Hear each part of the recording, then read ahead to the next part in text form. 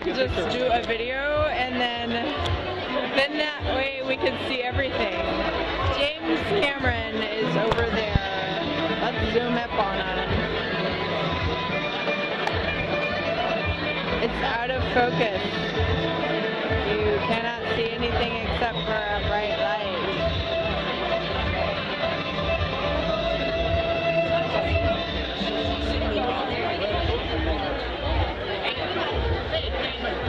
Pretty cool. What? We're going to get Laura now. That's Laura and Yule.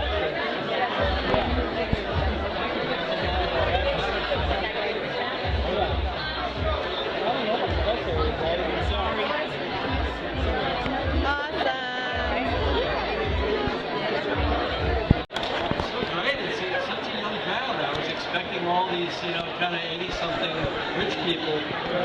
It's great to see young people having the spirit of philanthropy and turning out to do something good for the world on Oscar night. It was a pretty great show. I didn't see the whole show, but the outcome I just heard backstage was pretty amazing. They actually did what I kind of hoped they'd do, which is share the love between 12 Years a Slave and Gravity. Alfonso Cuarón's a good friend of mine. Give it up for both those.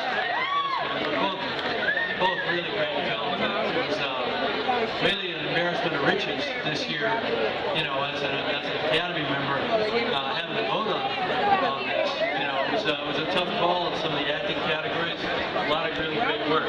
But what's great is we get to have the glitz and the red carpet, the glamour, and everything here, but we're doing it for a cause, for a good cause. Great that you all came out here tonight. Just for you.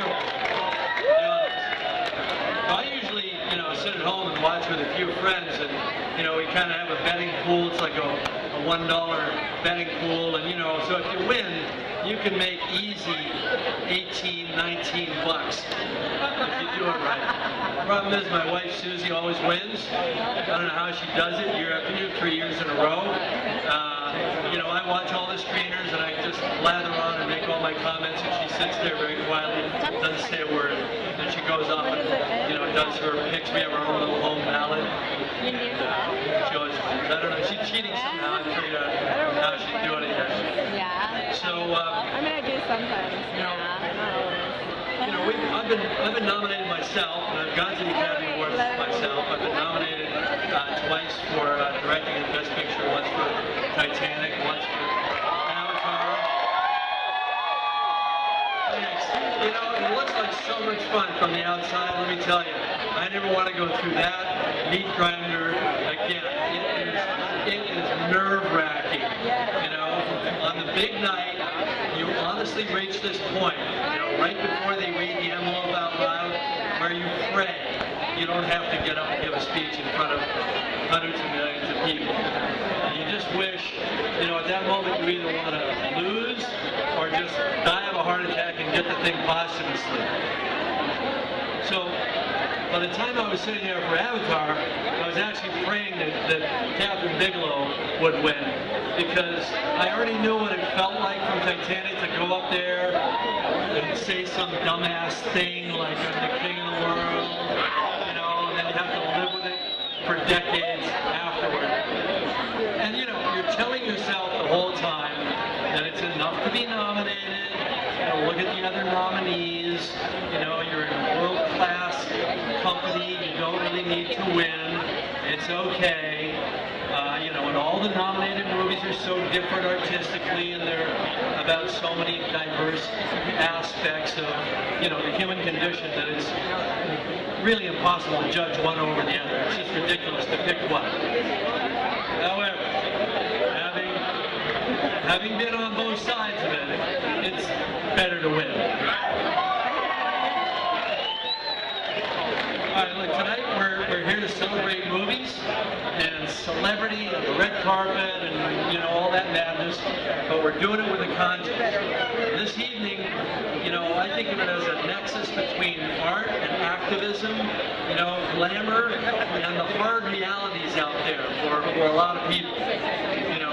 So we're here to raise money for two great organizations, the city, which you've heard about, which gives these highly motivated young people kind of a second chance. Some I'm cases getting the skills tired. that they the need whole to thing? succeed, hands-on. I don't know. Maybe I'll just And there's move the it around. Charlize Theron African Outreach Project, which is You know the ad that literally we saw at the beginning? Which one? He said it from The Office? Like the actual show, The Office?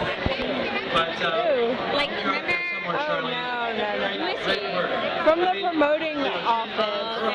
She saved thousands of lives in her original homeland in Africa. Because we worked, some people worked in an office to promote for the For event. greater good. And that's the principle that we're really here tonight to celebrate. All of us here want to make a difference, or we wouldn't be here. We'd be at some more debauched and less socially responsible after party. But, if you're like me, we're all suffering from this kind of cause shock.